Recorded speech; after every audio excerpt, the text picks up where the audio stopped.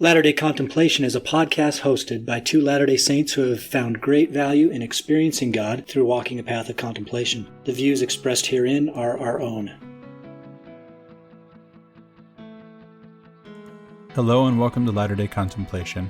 We're your hosts, Christopher Hurtado And Riley Risto. Latter-day Contemplation started as an exploration of contemplative practices from many traditions to enhance our discipleship of Jesus Christ. We're by no means experts in the topics we discuss, but what we have is an openness to questions, a hunger to discover truth wherever we can find it, and a desire to share in the transformative life of inner peace. We love that you've joined us, and we hope that you find value in this community. Hello and welcome back to Latter-day Contemplation. I'm Riley Risto. And I'm Christopher Hurtado. Today we're going to do an unconventional interview, not with a guest, but with our co-host, with my co-host, Christopher Hurtado, who was just introduced. And the reason why we're doing that is because he has extensive experience with journaling, and I have minimal experience with journaling. So we're going to treat this as kind of a cognate to what someone who has maybe minimal experience with meditation and someone who has a meditation practice. The same kind of thing they might go through is maybe what Christopher and I go through. Because like I said, minimal experience with journaling, but Christopher, you have a lot of experience with it. So I'm gonna jump in with just one easy, basic question to get us started. Why should people keep a journal? Why do you keep a journal? That's a really good question. Before I answer it, I'd just like to say that when you say I have a lot of experience, that is true, but it's only true recently. So it isn't a lot of experience gained over a lot of years, but it is a lot of experience gained over a lot of journaling in recent months, and it has been really helpful. It's been beneficial. And so that gets us back to the question of why do this. And my main reason for doing it is to get to know myself. It really is a contemplative practice. It's a practice of noticing what's going on with me. And not only in just noticing, but in probing and asking questions and delving deeper into what's going on with me. It's interesting that you put it the way you just did when you said it's a process of getting to know myself. If there's something that intrigues me about journaling, and very little does, because I don't just like to sit there and write things that come into my head or recount my day. I'd rather just live my day. But I understand that there is a benefit to it.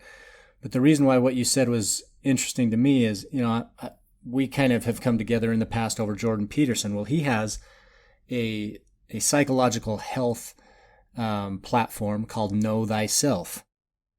And the basis of it is primarily journaling and doing so in answer to questions. So he's got his set list of questions. And I've been through just a very basic part of it, just got started with it, but never really followed through, which I need to do. But nevertheless, it's essentially a Q&A to yourself. Rather than just saying, hey, I did this today, I did that today. It's a different type of journaling. And this is more akin to what you do, right? Yeah, on the one hand, I do have one of my journals. I have a number of journals. One of them that I just answer questions. I got this idea from Michael Hyatt. He gave a template with some set questions. And I didn't really feel to modify them much. Actually, I had some ideas about modifying them, and then he did too, apparently.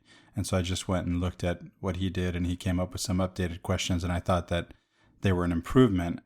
But that was the one I started with, the one that just answers questions. It's sort of more of an everyday answering of questions, not like this. I think the idea of, and maybe I'm wrong, I think of Jordan Peterson's Writing Your Life, is it? Or there's an author who wrote a book, Writing Your Life, and Jordan Peterson's involved with him, and there's this other program that he has, right? Yeah, it's called self-authoring.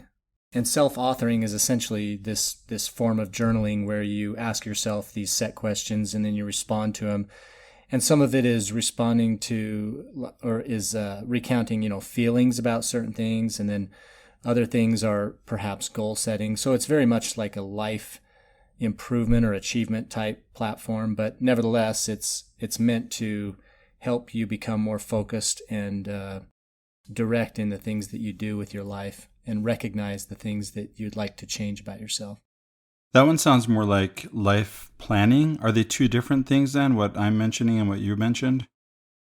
I guess we're going to get to the bottom of that, right? Because I'm going to find out a little more about what you do, and I don't know a whole lot about what he has put forth yet. I'm just mentioning it because that initial quote where you said it's meant to help you get to know thyself. Well, that's literally the name of his program, of his website, is Know Thyself. So I just found that interesting.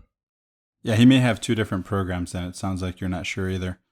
Cool. So you mentioned that journaling is a contemplative practice. How so? It really is. So what I do is when I'm going through all these different journals, the first one especially, well, they all have their place in my contemplative practice. The first one is morning pages. And this idea comes from Julia Cameron from The Artist's Way. And the idea of the morning pages journal is you just sit down first thing in the morning and you just empty your head of whatever's on your mind.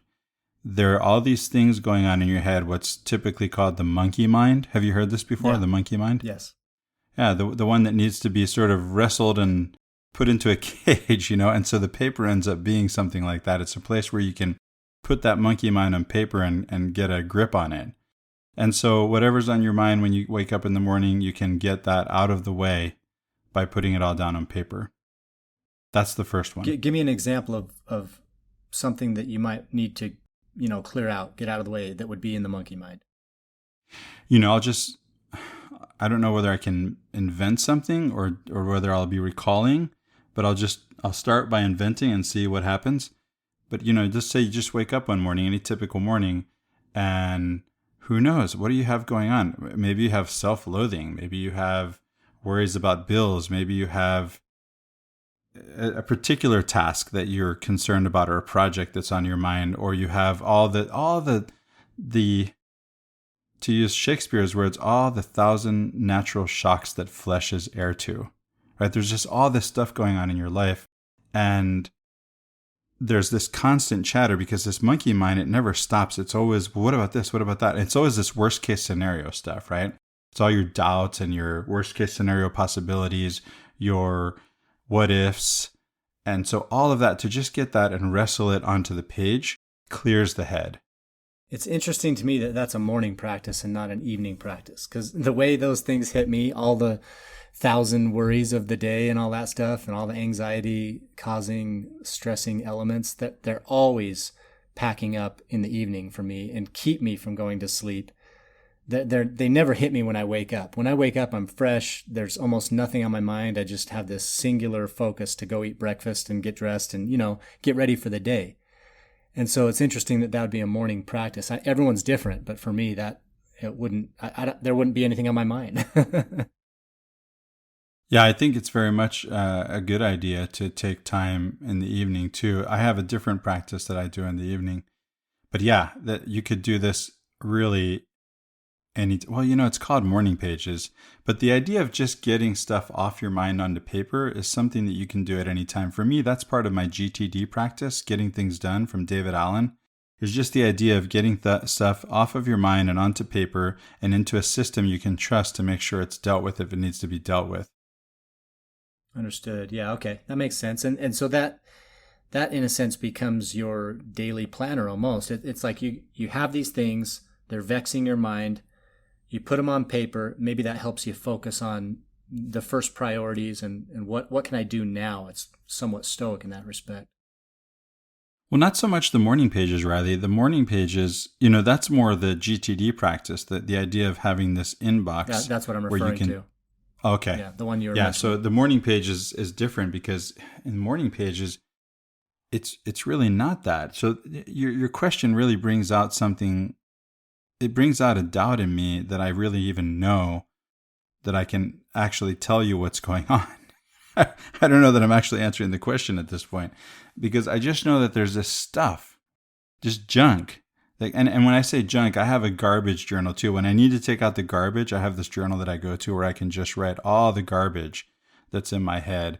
Usually it's about someone else, or at least purportedly it's about someone else. Usually it's about me struggling with myself in relationship with someone else. But the way it feels at the time is it's someone else, right? That's the struggle. And so you come to your garbage journal and you write all these things that you wouldn't want to say to somebody. And then you just burn it or delete it depending on how you're doing it. Or you keep it, but you make sure it's password protected and no one's ever going to read it. So let me ask you this. You've mentioned now you've got the morning pages. You've got your evening journal. You've got a food journal that you mentioned to me pre-show. You've got others, right? How does Yeah. So Well, let me just ask this question. So, I mean, you work for yourself. Your time is structured differently. I know you do a lot of stuff late night when the kids are down, and that's kind of your time. For someone who has a pretty hectic, busy life, what would be the highest priority if they were just getting started in journaling? Where would you counsel them to begin? well, it's a tough question. Let me come at it. Let me sort of circle around and come back to it a little. So first, I'll list out the journals that I'm using and sort of how I'm using them. And one thing I'll say up front is you don't have to spend a lot of time on this, right? The number of journals doesn't mean that there's a large amount of time spent necessarily. I know I have spent time. There was a time recently when I was figuring out what I'm doing or what I wanted to do, and I spent several hours journaling every day. That's no longer part of my reality. I can't do that anymore. And that had its purpose. But I would still keep the same number of journals because they have different purposes. So let me just kind of go through those. So I have my journal that was the first one I started with, which is this template I got from Michael Hyatt. And what I really liked about it, especially when I started out, I was doing this early in the morning. I was teaching at the university. My wife would take me to the bus stop. I'd get on the bus. I wasn't even really necessarily awake yet. I had my shower. I got dressed and everything, maybe even ate something, but I wasn't really fully awake yet. And so I could open up my iPad or my iPhone, and I use day one to journal. There's always writing on paper too, and we can talk more about that. I've done both, and there's something to writing on paper, but I've chosen to use day one, and I love the app. And so then I have this template, and it just asks me what happened yesterday. Questions like that, right? What happened yesterday? What's the one thing that you learned that you don't want to forget? What are you grateful for? What are you feeling right now? How do you feel right now? What could make today better? What is the one thing that I have to get done today? This is obviously, with that last question, it's obviously an early morning practice, right? Later on, I added the morning pages before that because the morning pages, I told you, is just about just wrestling with that monkey mind and getting that down on paper and out of your head. So morning pages, then that journal. The garbage journal is only as needed. And then I have this other journal where I read a lot, and so I wanted to write about what I'm reading every day. So whatever I read, and this one I was usually writing late at night because, as you said, I tend to read late at night after everyone's gone to bed. Even if I've read during the day, I'm still reading at night. So it would be the last thing I'd do is to write down thoughts about what I've read that day. Of course, you could always write in the morning about what you read the day before. As a matter of fact, the Michael Hyatt template does ask, what did you read yesterday or something like that, right? So I would write about what I read the day before, but here I wanted to go in further detail as I was preparing to write about what I read. And so this was a warm up. It's part of processing what you read. You could do this about what you heard on a podcast. You could do this about what you learned in class.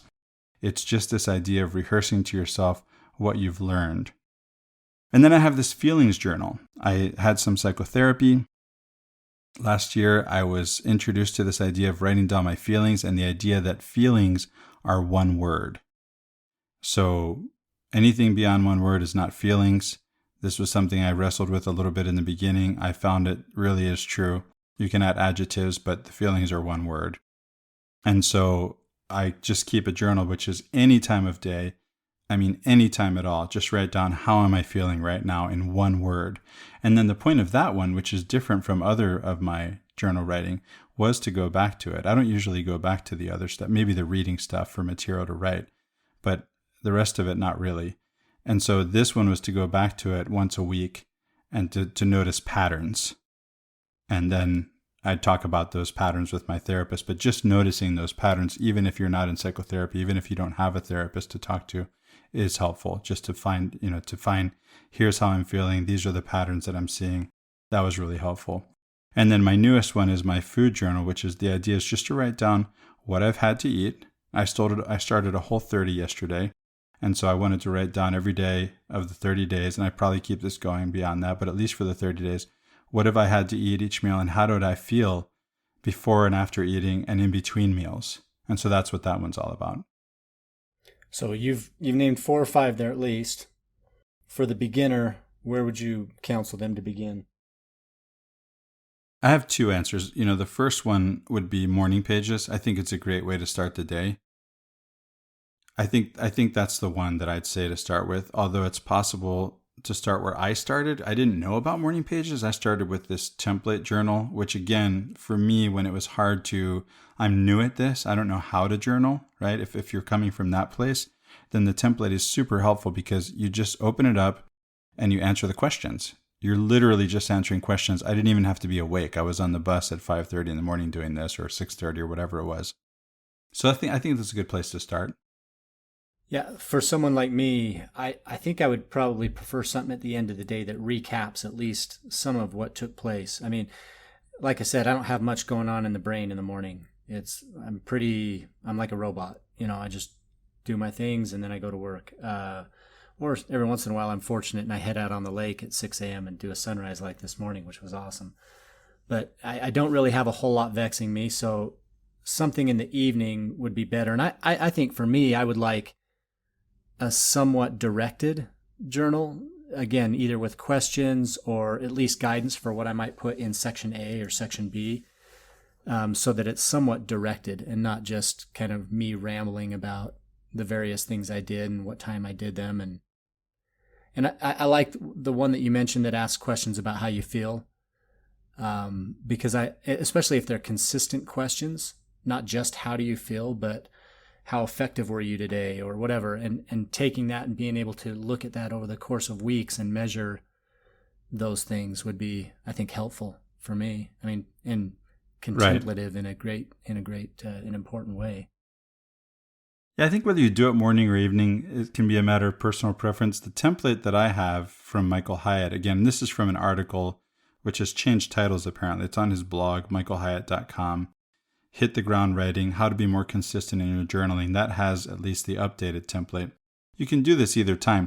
I don't remember how he set up the questions, but yeah, it starts with questions about yesterday, and then questions about now, and then questions about today. So those same things that you're talking about writing about in the evening, I would write about in the morning. And I think that's just a matter of time. When do I have time to sit down and do this?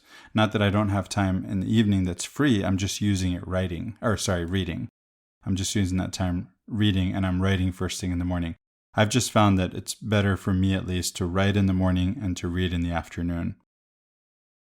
And now the other thing is I actually left out a journal. There's the 5-minute journal. Now, my template journal, it does include this question of things that I'm grateful for, or at least it asks me, what am I grateful for today?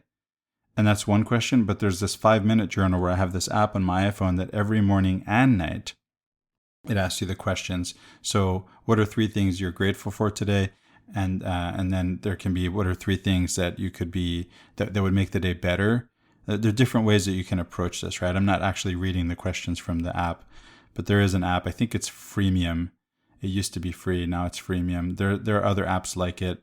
And you can just take these questions and write them anywhere. There's even a book. Like if you want to get a notebook, you can do that. But the point is to notice. Again, this is about contemplation. It's about paying attention and noticing what there is to be grateful for. Because if you didn't ask yourself this question and answer it, then you might actually be ungrateful. You might actually not realize what you have to be grateful for. And by the way, sometimes I have to dig. I really have to dig. Maybe I'm ungrateful. Maybe I don't realize how blessed I am. And when I have to put down not one thing, but 3 things, it's like writing down. I used to do this thing when I taught philosophy where I'd ask my students to write down, and this was around Aristotle's book, the Nicomachean Ethics, books 7 and 8, or 8 and 9 on friendship. And I was applying the ideas as was taught to me by one of my teachers to romantic love, the ideas of friendship from Aristotle, romantic love, and to be asked to write down 10 things that you most admire in a person is different than just one. You have to dig a little. Yeah, that's interesting. I could see that being very helpful. It really is, yeah, even just to come up with 3 things. Yeah, it really causes you to think through it.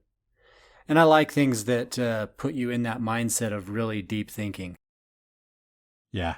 It can be really helpful for that. So again, these are all prompts.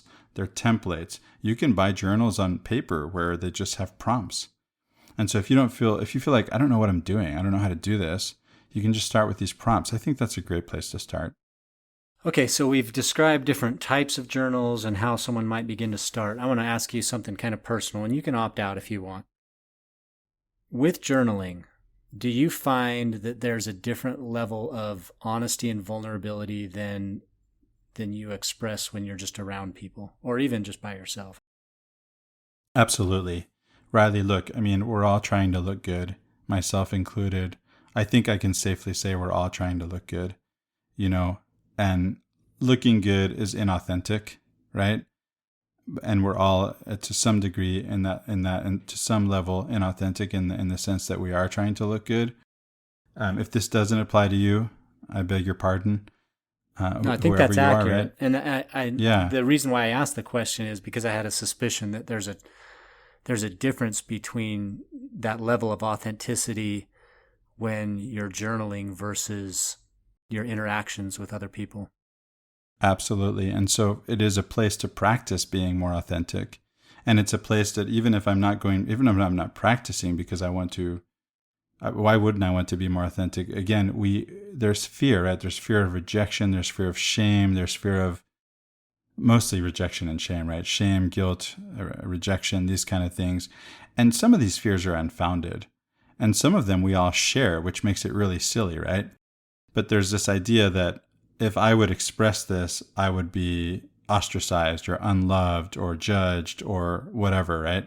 So it's a place where I can express my deepest, most personal thoughts and nobody's going to read them. This is not, we're talking here the podcast is predominantly for an LDS audience. Everyone is welcome, right? But this is Latter-day Contemplation. There's this idea of journaling for family history. This is not what I'm doing. I don't want anyone ever to read what I'm doing. I'm processing my own thoughts. I'm getting to know myself. I'm dealing with issues that I have to deal with. And, once I'm gone, if somebody did read it, I guess that's no skin off my teeth. But that's a question to ask, not the intention. Because if that's not the intention, I would assume you would straight up burn those things when they have no more use for you. Like if you're done, if you're at the end of your life, let's say, just hypothetically, and your time is coming, are you going to burn these journals or throw them away or whatever? I love that question. That's so good. I have no idea. The first thing that occurred to me in listening to you ask the question is because I don't really have an intention of reading this stuff, but I might get curious too later, right? And so I wouldn't just write it and delete it. So for example, a lot of times I'll actually write myself a reminder on a piece of paper to do something, and I'll immediately throw away the paper because it isn't the paper that's going to remind me. It's the act of writing it. And by the way, I could still forget, but having the paper is not going to protect me from that because I might not see the paper. The question is, what kind of system do you have where that paper is going to end up in front of you when it needs to be? But for me, I just write things down. Especially, that's something I do by hand. I'll get out a pen and a piece of paper. I'll write something down as a reminder to myself, and then I'll throw away the paper, and I'll remember because I wrote it down. There's a muscle memory that's built into that practice. But yeah, when it comes to journaling, I have no idea when I'm going to go. That's one thing. You painted a picture where I do know. I might actually start reading at that point if I knew I was going. I don't know. For me, a lot of it is just processing. But it's not really meant for anybody to read it, not me or anybody else. Okay, so your intent on writing these is strictly for your own benefit and, possibly like indirectly for other people's benefit because it changes who you are and how you interact with them. But you don't intend for anyone else to read these. No, I don't intend for anybody else to read it. And by the way, so I've had people ask, so what if somebody would read this? And by the way, that could be, even the question could imply after you're dead, right? What if somebody would read this after I'm dead? What if it would lead them astray in some sense? And I think I get that question, but I really think it comes from a place of not really fully understanding that whatever is vexing you is vexing all of us. So sometimes I'm tempted, Riley. I really am. I've thought about doing it anonymously. I've thought about just coming out and doing it in my own name at christopherhurtado.com. Sometimes I just want to journal out loud and just lay it all out there because it would be such a relief, right? I mean, it's just this idea that we've mentioned about your sin being shouted from the rooftop. There's a mercy in that. This is something where I think people read that and they think that it's going to be, you're going to get yours or something like that. Whereas we've talked about it in the sense that once your trauma is spoken and it's out there, it's no longer bottled up inside you and running your life, because that which we have in the closet that we're bottling up is really running our lives. And so that's why I think one of the reasons why I think Joseph Campbell says that the treasure we seek is in the cave we fear to enter. So knowing that, so at least your intent is that people don't read these, but knowing that, do you still feel that this is an unburdening, as you write these things down, knowing that they're still locked in your little secret heart cave, but just happen to be on paper now. But is there a sense in which you feel like I'm unburdening myself? I really do. And that's an excellent question. And the reason is because it points out the difference because if you say, look, you said, I already know these things in my head. Now they're just on paper, but nobody gets to read them. So how can that be an unburdening? There's a sense in which you're sort of asking that question, right? Yeah, that's exactly and for me, and so for me, the answer is you think you know what you're dealing with in your head, and you don't really know it until you get it down on paper. I remember there's a question I heard too, my thoughts are jumble. How do I get this down on paper? And the answer is your thoughts won't be a jumble on paper. It's the process of writing, the process of sitting down to write this out that's going to untangle that mess. And I'm not saying that you're going to see if anybody would read it, that you would see this straight line, but you might see the unraveling.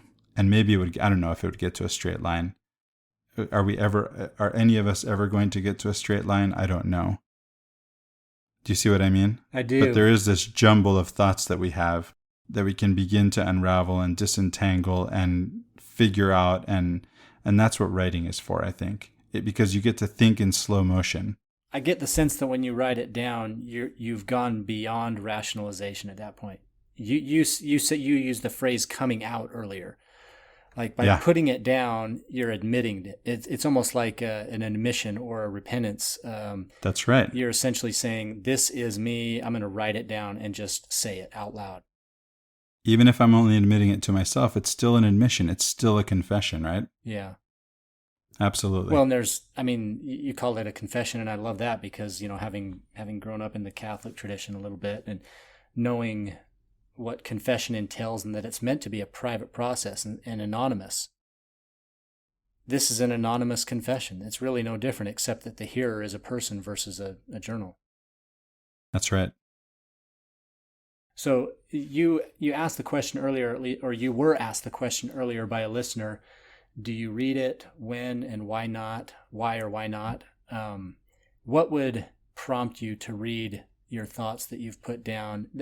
The reason I ask that is it's almost like someone who goes on social media and writes some, pithy, clever, maybe even a political thing, and they reread it like 8 times. Like they're really invested in their own thoughts. And if there's a conceit to that, or I'm not sure how to describe it, but do you plan on reading these, and why would you or why would you not reread those? Yeah, it's a good question too. So I have no intention of reading this, of reading what I wrote. I don't have that intention when I read it. When I write it. I don't have that intention now when you're asking me. I never had the idea that I was writing to read it later at any time when I was writing. So it really is a processing. Now, do I ever read it anyway? Or could I see a possibility that could happen? So because I'm using day one, I do get these notifications, which I could probably turn off if they were bothering me. But they'll say, hey, you have this entry from this day, however many years ago, same day as today, or something like that, right? And so because of those notifications, I never thought, I'm going to go back and read. But this notification pops up and invites you to read. This is a lot like on Facebook when you have these Facebook memories, right? You have this, however many years ago today you posted this. And so I do get curious because the software is showing it to me. I'll look at it. But for the most part, I don't find it very interesting. And I find it hard to believe that anybody else could. Now, it could be that it might be intensely interesting for my children after I'm gone if they had any way to get to it. I hope they don't. And maybe that's selfish, and maybe I need to rethink that. Maybe between now and the time I die, I will. But right now, I'm just trying to deal with life. And again, you can see how that might be useful for your children or for someone else. And I've even, again, thought about writing it out loud in public, maybe even publishing a book or something, a blog, I don't know, both.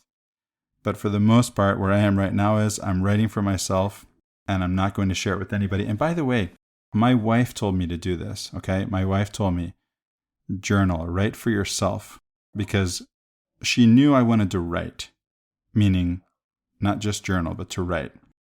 And so she said, start by writing for yourself, for no one to read. And you can do that with things other than your personal feelings. And I've done that a lot, and I've done that a lot through my reading journal, right? But we're mostly talking about the contemplative practice, even though I would include the reading journal as a contemplative practice because you're noticing what you learned and what you didn't learn. Again, you may think you understood what you read, but when you have to articulate it, that's when you really find out. That's when you'll really notice if you really got it. But she told me, write for yourself. It's for no one else to read. And she knew that it would be a benefit to me because she's someone who's done this a lot longer than I have, journaling. Well, we should have brought her on for an interview. It's not a bad idea. Next time. So let me ask you a question kind of along those same lines. We've used the term unburdening, or let's call it an unpacking of various times or feelings or whatever. Is that really the gist of it? Or is there also something that's inherently creative about it? Like let me ask it this way. Have you ever had journal entries where you thought, I want this to sound like prose? Okay, yeah, that's a really good question. Let me back up first because I think I left one earlier question unanswered. At least I didn't completely answer it. I did say myself that I would say, I would answer the question whether I could think of a time that I might change my mind and read what I wrote. I can imagine, and this is based on what I've seen others go through in my own family. I can imagine some time where some inflection point might happen in my life, whether someone passes, whether, God forbid, I would get divorced. These kind of inflection points in life, I can see going back at that. And I don't have any intention or plan to, but I can understand why I might. Does that make sense? Mm-hmm. And so for that reason, that might not be the only reason, but that's at least one reason why you would keep these journals around rather than writing and then ditching them. Exactly. That answers that part of the question too, because you did ask that. So going back to your other question about creativity in my writing and my journal, and have I ever thought about making this sound good or whatever? The truth is, Riley, personally, I often think about how what I write sounds. So again, I am a writer, and I am doing this as part of my writing practice too. And so this is a place to practice writing. When I think about my wife and why she asked me to do this, she grew up writing in journals, lots of them, and became an author. She became a children's book author out of this. And so there is a sense in which I am intentionally warming up as a writer by doing this journaling. That's another part of my practice. And so there's that on the one hand. On the other hand, I actually have this, this isn't diagnosed and I'm not a psychotherapist, but I have this OCD-like tendency. I'll just say OCD-like. How's that? I have this OCD-like tendency to care, if not to say worry, but to care about how long sentences are, or you're a grammar Nazi. Let's just say it. Well, that's another issue altogether. But I also have this aesthetic. There's a part of my own experience of myself moving through the world, which is aesthetic. You and I have talked about this a lot, right? We're both interested in art and art history. So there's a part of me that can't help but at least notice if I use rhetorical features in my writing. And, they come from my reading too, right? So if there's assonance, maybe I didn't intend it, but I'm at least going to notice it. And sometimes I may even intend it. And so that can be still part of a contemplative practice of, again, noticing who I am and noticing how I feel or how I see or how I experience the world. And so that aesthetic experience of the world is very much part of my being. and that's expressed in my writing, even if nobody's going to read it. Well, there's something very satisfying for me personally in a well-crafted sentence. I get you. Something I that feel the same way. conveys meaning in as few words as possible, but really gets to the heart of it, or even brings out some creative or very unique aspect of whatever it is you're questioning. Those sorts of questions, I love those. I love reading them. I love writing them. I look for them. And, I teach gospel doctrine at my local ward. And one of the things I spend just as much time on as I do my study of scriptures and whatnot is coming up with well-crafted questions that cause other people to think. And I think I do a decent job at that. But if I might not be great about other parts of the presentation when I'm teaching a lesson or, leading a discussion, so to speak, but I really take pride in my questions. Well, you've done a good job here on the podcast, Riley. I appreciate it. So, back to journaling. Riley, it's really the questions that count, I don't know what else it is. I mean, I do have a sense of what is your job as the gospel doctrine instructor, but I think that you're focused on the most important part, which is to ask the questions that make people think. I'm a trained philosopher, and it's all about questions. And the better the questions, the better the exploration, right? The better the contemplation. Yeah, and I always have to be careful not to ask questions that lead people into my own opinion about things, which is tough. It's tough because, there's something gratifying there for my own pride when someone arrives at the same conclusion I do. But if they only get there as a result of my question, that's just a form of manipulation. So I'm really trying to ask questions that cause people to think about it and come up with their own ideas about a question, which adds, color and diversity to the discussion. Wow, that's really insightful, Riley. So let me tell you a little bit about my experience in journaling. And I want to say, too, that I don't completely write off social media as a form of journaling. There's this sense in which it's been identified by a lot of people that someone who's going into social media to post about their own life will most likely post only the most positive spin on their life or the best parts of their life or, those things that are exciting or make them seem like they're just, head and shoulders above other people. And I get that. I totally get that. I've come across enough posts, though, where people have been vulnerable in unburdening and being very truthful about who they are and what they might be struggling with in an attempt to elicit feedback and perhaps counsel from their friends and family and whoever they're connected to. So I actually see it's sort of like an interactive form of journaling, but I do see that social media has that benefit as well. But beyond social media, well, maybe would you like to respond to that at all before I go on? I do have some thoughts about that. I can see your point, and yet the cynic in me doubts that most people will get beyond looking good, even in sharing what's not good. Does that make sense? I think and I know most people is most people, and you can choose to pay attention to most people, or you can, interact with the people that you want to interact with. So. Sure. So, and there is a movement, I think is a really good thing, that there's a movement toward greater vulnerability. And I think, someone who comes to mind who's been at the forefront of this movement is Brené Brown. Are you familiar with her and her work? Mm-hmm. Yeah. So I admire that. And again, she's one of the ones, if there's anything outside of me that's incentivized me to be more open to consider to actually sharing all of this, this idea of just letting it all hang out, right? Putting it online. It was that would be her. Part of it comes from inside me. Part of it comes from her sharing her own experience and being vulnerable herself.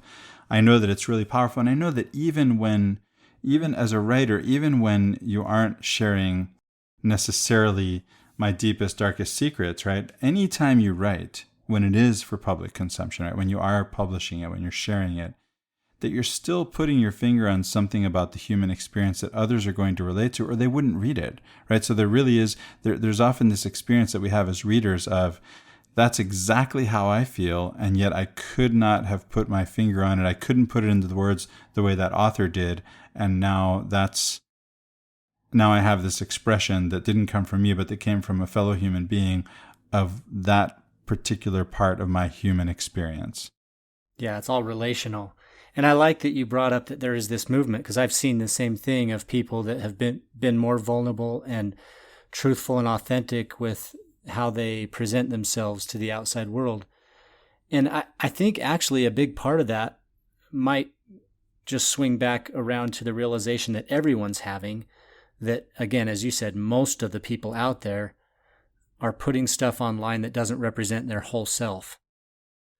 And if you don't present the whole self, then inherently you're inauthentic.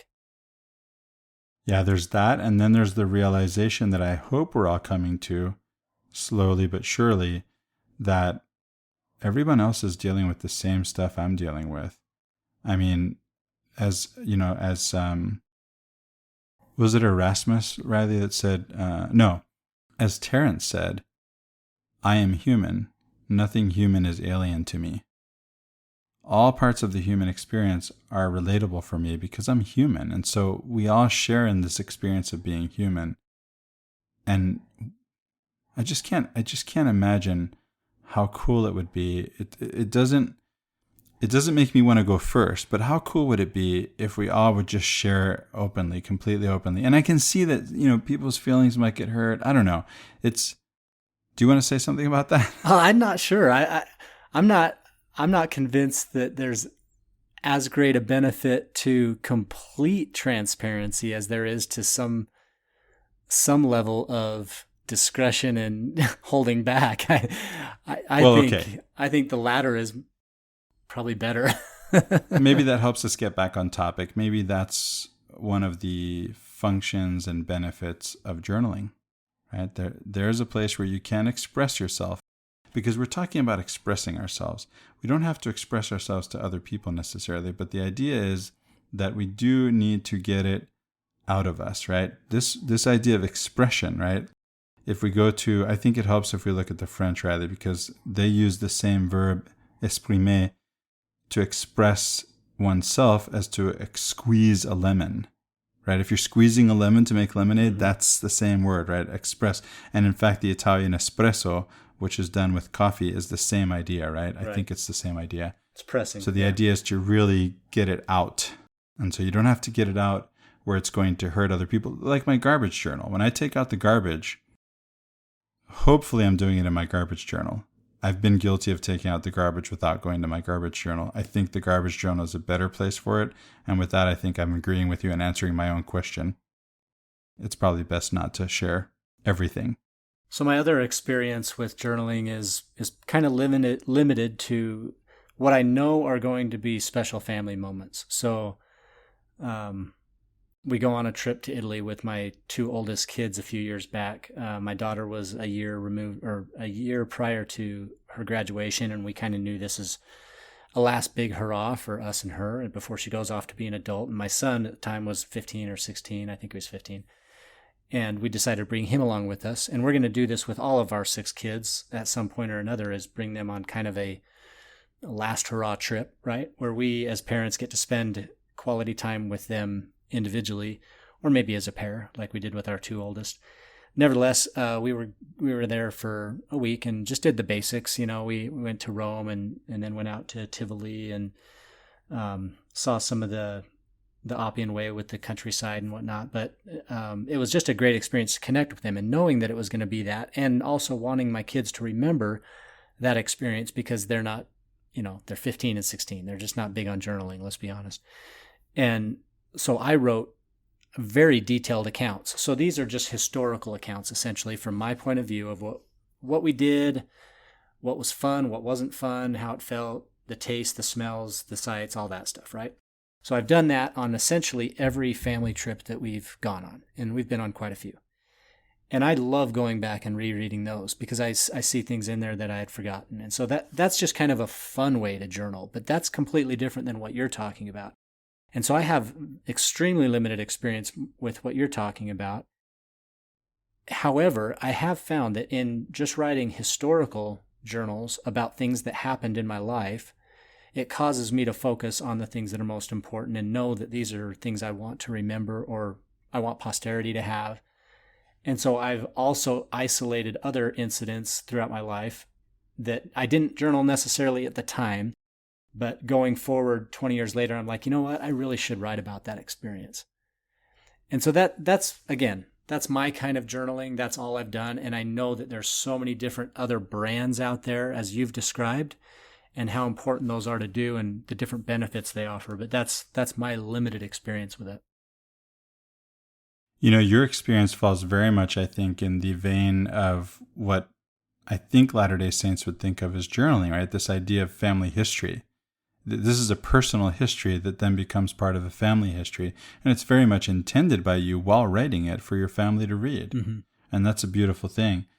Yeah, I tend to write, in addition to all this templated stuff that I do tend to write when it comes to trips, vacations, or maybe when I've fallen off the wagon and I haven't been writing, then I'll just write something that's more of a longer narrative. What's been going on, right? That kind of thing. Yeah. You know, something else that we should probably mention here that hasn't come up is this idea, again, because if we're talking about contemplation, if you think about the different journals that I'm keeping, it seems like a lot, right? But again, you can spend as much or as little time on each one as you want. I mean, what is this? The food journal, that's 3 times a day. You're going to write something down. The feelings journal, whenever you feel like writing down how you feel or when you notice how you feel, or maybe keeping that for a while helps you to notice how you feel because you weren't thinking about it at all. The daily template one, it has a little bit more, it does have a little bit of that aspect of what's going on in my life, but it also asks those questions about what I need to get done and how I'm feeling and what I'm grateful for. The gratitude journal is obviously about experiencing gratitude. It's not necessarily about having a record of what you're grateful for. It's really about experiencing gratitude. And because being grateful makes one happier. It just does. Noticing what there is to be thankful for. It helps us to focus on the positive. But there's something else that we could talk about, which is when I think, for example, about people like Tim Ferriss, he's the one I learned about morning pages from. It's from Julia Cameron, but I learned it through Tim Ferriss. When I think about people like Thomas Jefferson that are maybe even hypergraphic, you know, Thomas Jefferson is someone who wrote down every day what the weather was like. He wrote down his observations about the plants that he was grafting and the garden that he was creating and whatever was going on, his expenses. When I travel, especially when I travel long-term, I tend to do some long-term traveling where I'll go live. I've gone and lived in the Middle East for a couple of times, in Jordan and Syria for a few months. And I'll keep a daily, it's part of that travel log idea. What I've done on this trip and keep a detailed record of all my expenses. And those expensive, it's not so much for the ledger or financial aspect of it. It's just part of showing what were the experiences, right, that I went through. Although when it comes to sharing, you know, if you're going to share a travel log, it really helps to know. People want to know, like, what's it going to cost me to do this? What, you know, if I do this or that, what's that cost? This is part of it too. So I do have that in mind too, as I've shared my own travel experiences with others. It's nice to, and as a matter of fact, I lost one, and I can't tell you how grievous it's been to me to have lost that particular journal from my trip and from my experience living in Syria in the summer of 2010, I believe it was. So there's that too, right? There's just paying attention to things and writing them down, all kinds of things. Keeping a record of, it can be beneficial to your health, meaning we've been talking about the mental health benefits, but just having a record of your own health can be really helpful when something goes wrong and you go to the doctor and they say, well, how long has this been going on? Or what other symptoms have you had? Or you yourself notice and you think, wait a minute, I'm noticing that I have this and I already had that and I wrote down this, and you can start to see a picture that you might not remember if you didn't keep a written record. So, Chris, I'm going to go through a couple of questions submitted by a listener. And these are ones that I thought, out of the many that we received, I thought they were the most interesting. So I'm going to ask this. How do I trust my own thoughts, memory, and writing when journaling? Or does it matter? Does that even matter? Yeah, I'm not sure how to answer that, because I'm not sure what it's asking. Because if it's, I'll try to answer at least I think I can see two senses in which this question could have been intended, right? One is, do I trust what I remember that I'm writing down to write it down and say, yeah, this is what happened? And the other is, do I trust what I wrote down when I read it later? And then again, these kind of actually collapse. And I think this is a really good question, because I think the reality is what we write down is our subjective experience of reality. It's not reality itself.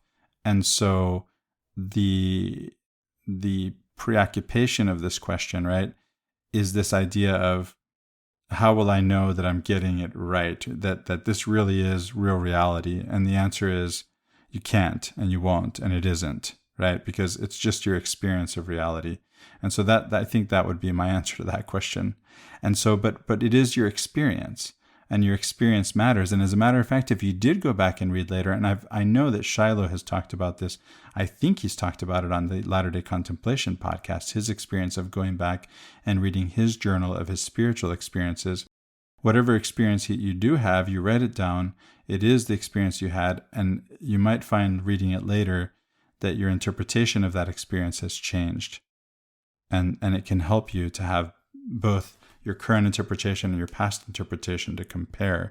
That's, again, contemplation, right? Noticing. Well, I like that idea a lot, because I could see if I were to have written things down, spiritual experiences, as you mentioned, from 15 years ago, I would maybe read those now, maybe not with cynicism, but with more of a critical eye, like how much of that was influenced by my surroundings, the people who were, teaching me when I was learning basics, 20 years ago, whatever. I guess it's been longer. It's been 24 years since I joined the church. Towards the beginning, a lot of what I was learning was coming from Farms books. I was devouring those things. So Hugh Nibley was my guy, and I spent a lot of time reading him. So I wonder, like, if I were to read what I might have written down at that time, how much of it might have been influenced by my surroundings. And in a sense, it doesn't matter.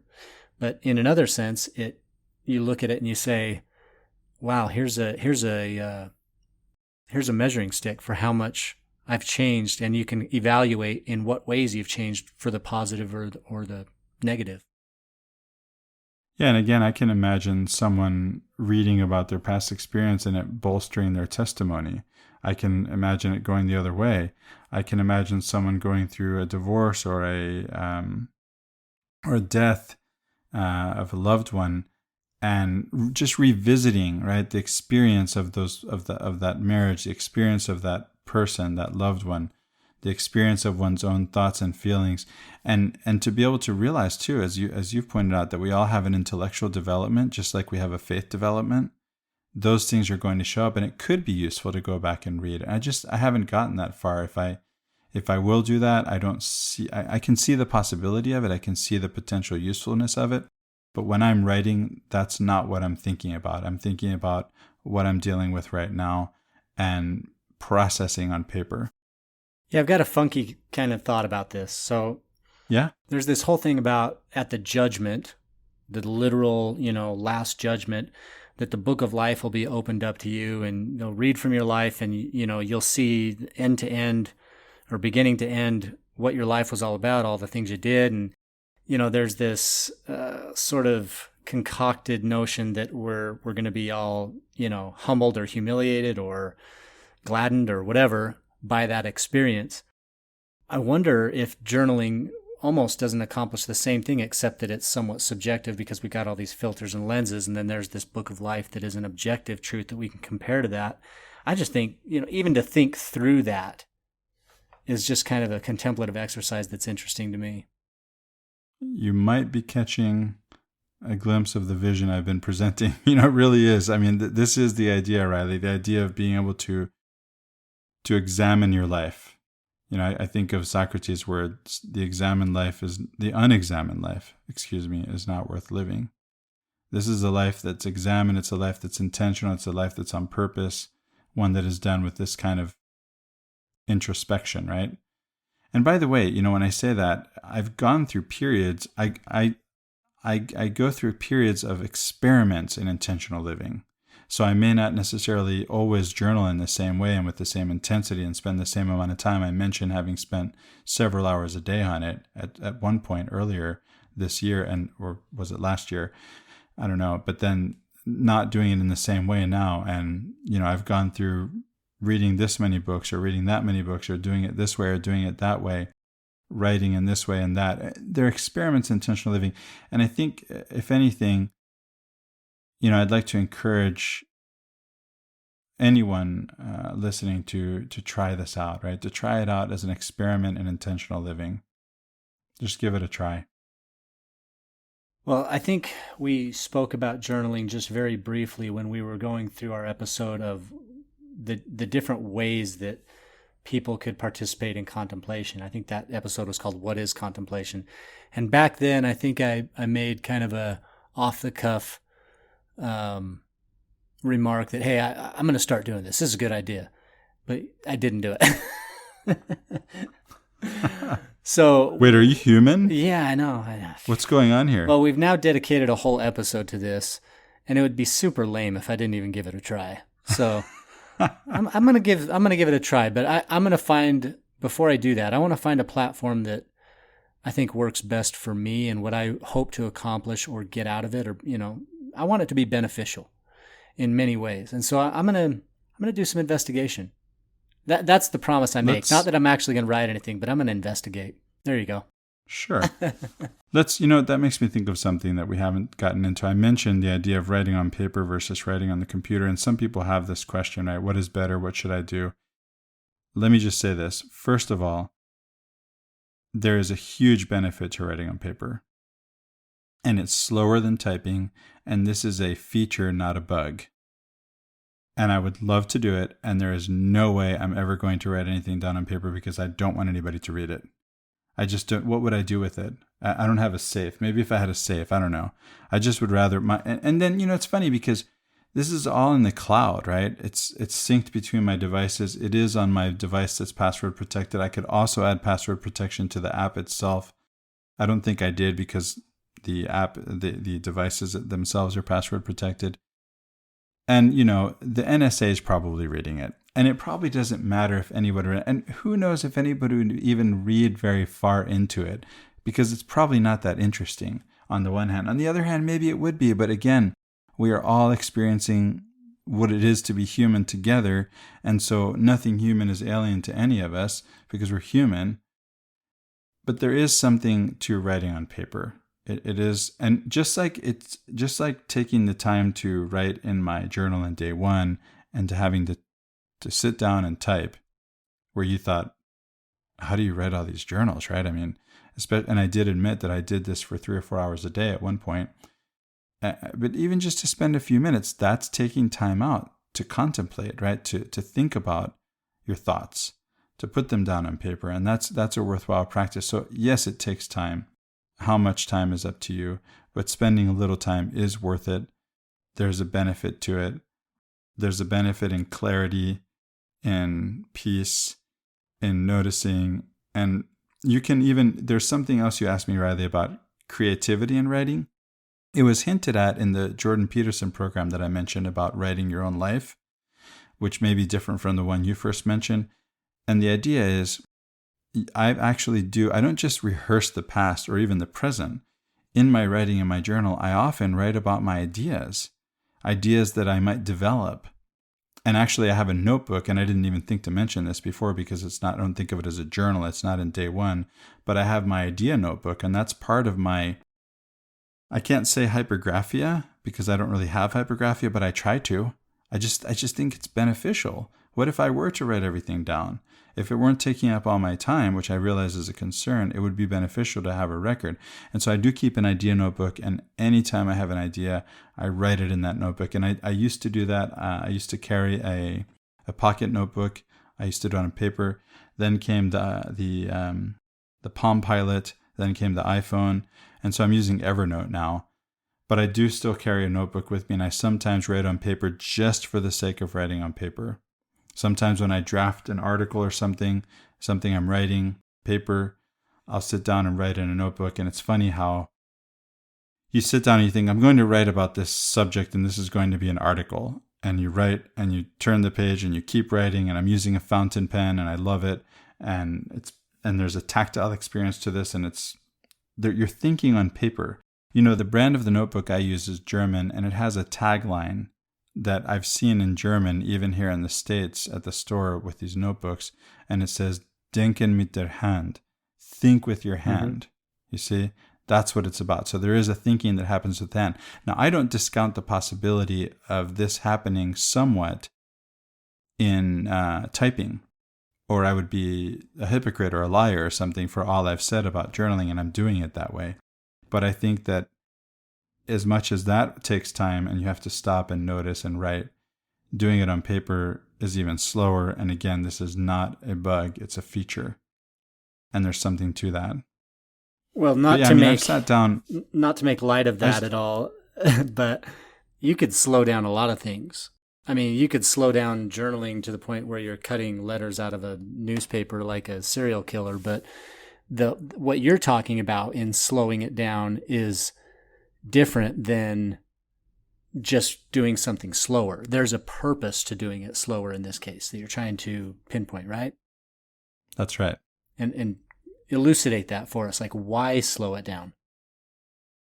Because we cannot write as fast as we can think. And we tend to think really fast, and especially that monkey mind. It's just swinging from one branch to another. And is there even really a complete thought we're dealing with here? Or is it just going from thought to thought to thought? That's what the monkey mind is doing, right? So to actually take time to think about what you're thinking about, to actually write it down, even typing, is going to be beneficial.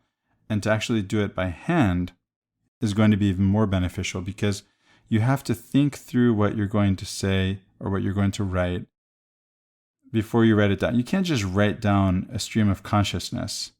And so there's a noticing that has to happen. There's this contemplative practice. There's a thinking about what you're thinking about. It's back to that question of, my thoughts are a jumble in my head. How can I possibly do this? And the answer is, it's the doing that unravels the jumble, right? This is how it happens. It's taking the time to write and taking your time doing it, which again is going to be, you're going to take more time in doing it on paper than you would by typing. But either way, you're taking time to unravel the jumble of thoughts in your head and to lay them out on paper, so to speak, whether that's on paper or on the screen. Well, I see a benefit to that. That's maybe a more contemplative way to do things, but I do see a benefit in the stream of consciousness type writing as well. Things might come out that you hadn't even intended, but nevertheless, they're buried somewhere in the subconscious. I mean, I think you read something like William Faulkner or James Joyce, some of those authors that use those stream of consciousness techniques that leave things open for interpretation about what the narrator or author or characters are thinking. That can be interesting as well. I completely agree with you. Let me clarify. So you've just talked about what is Morning Pages. That's exactly what Morning Pages is. It's a stream of consciousness. What I meant to say is that you can't really fully capture your stream of consciousness. You can use this stream of consciousness writing technique, but that's not really your stream of consciousness. Even recording something by audio would be closer to it, but it still wouldn't be it, right? Because there's just so much going on in your head. And that's noticing that. That's something you'll notice as you put it that way. That's something you'll notice as you go through this practice, if you decide to take it on. Well, I think we've identified some great ideas for people and reasons to begin a journaling practice to augment and help them develop their overall contemplative practice. And like I said, my commitment at least is to identify a platform that I think is going to be most beneficial for me. But I hope our listeners that are considering this might share their feedback on what their commitments are, or what they've benefited from in terms of doing this themselves or beginning this practice. I do see the benefit in it, and I appreciate all the ways in which you've explained what it's done for you. Obviously, you have a pretty extensive practice at this moment, and it's doing a lot for you. So I appreciate your experience there and sharing that with us, Chris. And is there anything else you want to share with the listeners about journaling overall? No, just to say I appreciate the opportunity to share. It has been a tremendous benefit for me. I'd like to thank my wife for suggesting it, and to suggest to the listener that you try it, that you might get a lot out of it. I have. Well, with that, we appreciate all of our listeners joining us, and I'm Riley Risto. And I'm Christopher Hurtado. Have a great week, everyone.